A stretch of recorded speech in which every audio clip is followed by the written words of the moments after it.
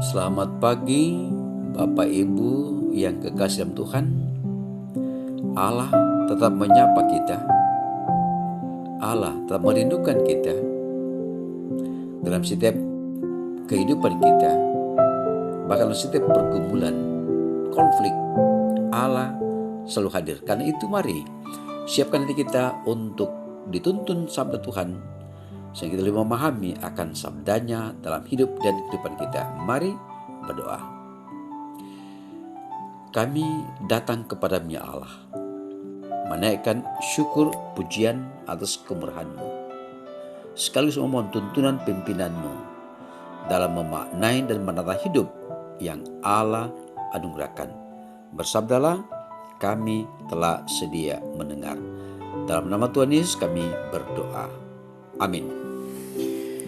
Bapak Ibu, saudara yang sama-sama Allah kasihi, Artos edisi Selasa 25 Januari, bacaan kita dari 2 Korintus pasal 7 ayat 2 sampai 16. 2 Korintus pasal 7 ayat 2 sampai 16. Sukacita sesudah duka cita. Beda tempat bagi kami di dalam hati kamu. Kami tidak pernah berbuat salah terhadap seorang pun. Tidak seorang pun yang kami rugikan, dan tidak dari seorang pun kami cari untung. Aku berkata demikian bukan untuk menjatuhkan hukuman atas kamu, sebab tadi telah aku katakan bahwa kamu telah beroleh tempat dalam hati kami, sehingga kita sehidup semati. Aku sangat berterus terang terhadap kamu, tetapi aku juga sangat memegahkan kamu. Dalam segala penderitaan kami, aku sangat terhibur dan sukacitaku melimpah-limpah. Bahkan ketika kami tiba di Makedonia, kami tidak beroleh ketenangan bagi tubuh kami. Di mana-mana kami mengalami kesusahan, dari luar pertengkaran, dari dalam ketakutan. Tetapi Allah yang menghiburkan orang yang rendah hati telah menghiburkan kami dengan kedatangan Titus. Bukan hanya oleh kedatangannya saja, tetapi juga oleh penghiburan yang dinikmatinya di tengah-tengah kamu. Karena ia telah memberitahukan kepada kami tentang kerinduanmu, keluhanmu, kesungguhanmu untuk membela aku, sehingga makin bertambahlah sukacitaku.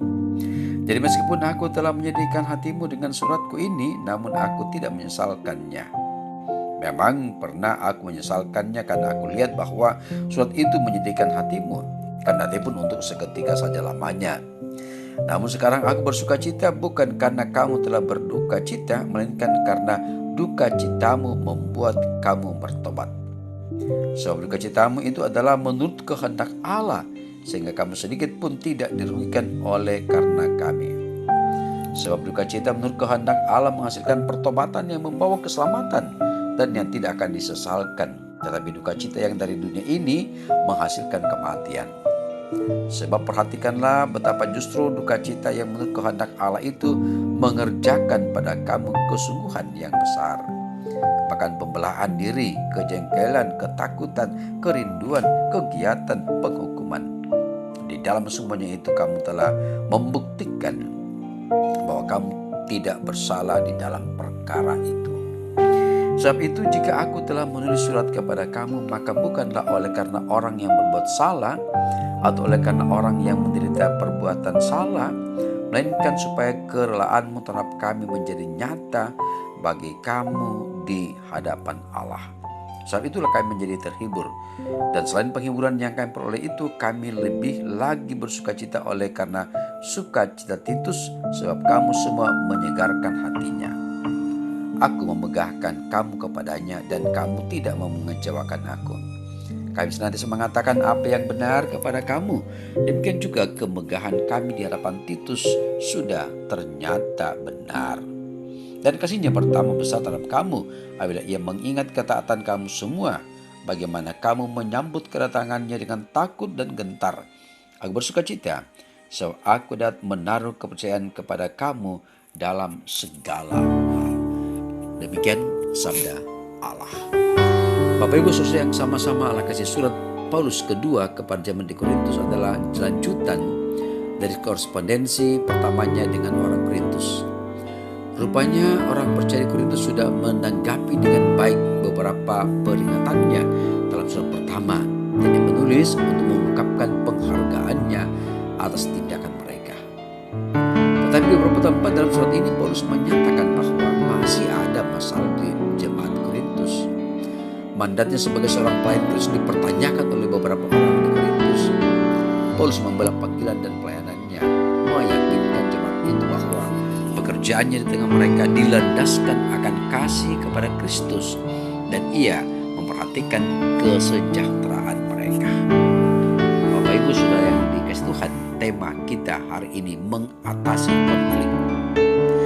Ada saja orang yang berpandangan negatif terhadap kita, meski sesungguhnya hati kita bersih.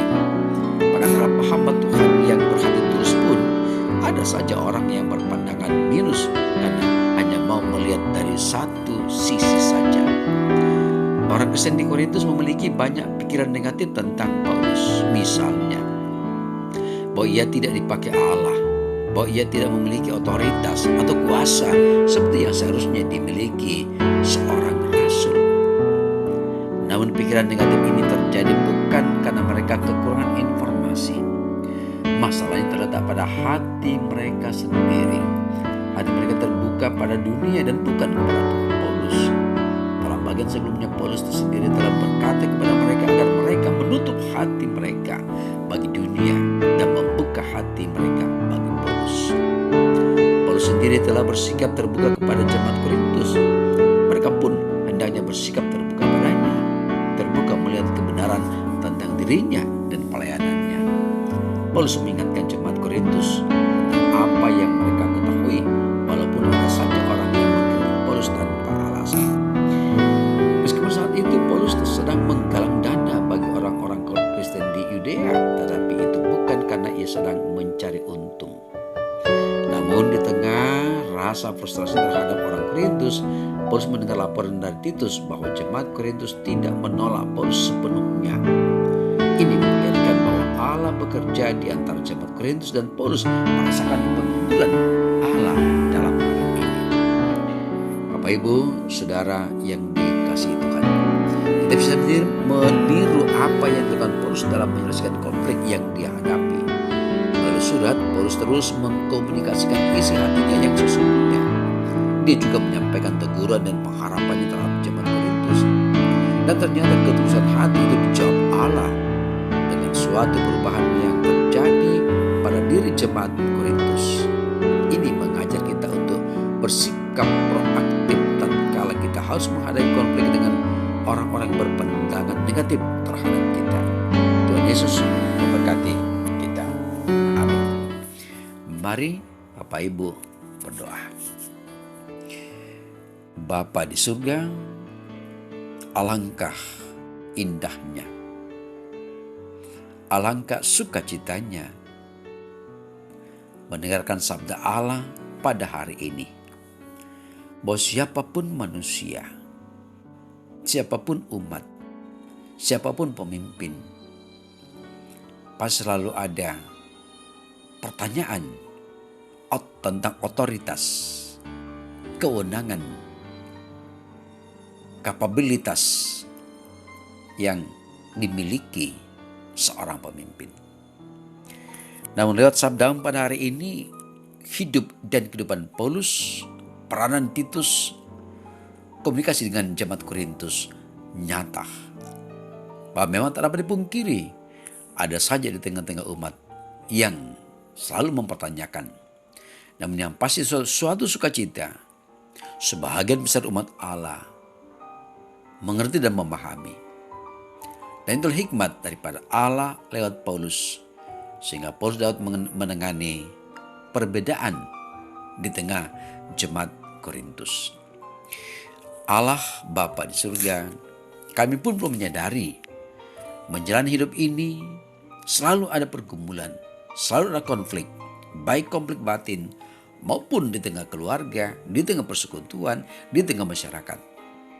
Karena itu hikmat daripada kami pohonkan untuk senantiasa memperlengkapi kami dalam menata, mengatasi, memanage setiap konflik, sehingga akan membuahkan suatu kebahagiaan, suatu sukacita, kemuliaan bagi Allah. Ini doa kami, pengharapan kami. Dengarkanlah karena semua kami alaskan dalam nama Yesus Tuhan kami hidup. Amin. Bapak Ibu, demikianlah renungan kita pada hari ini, Artos edisi Selasa 25 Januari 2022, mengatasi konflik. Selamat pagi, salam sejahtera. Mari tetap menjaga protokol kesehatan dengan memakai masker, mencuci tangan, menjaga jarak, dan saling mengingatkan satu dengan yang lain. Selamat pagi, Tuhan beserta kita.